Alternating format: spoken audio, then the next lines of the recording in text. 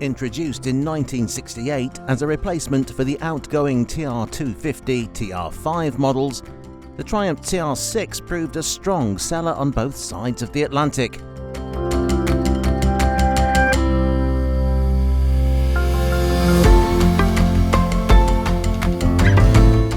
One of just 8,370 home market right-hand drive examples, this car was the subject of a recent photographically documented bare metal repaint.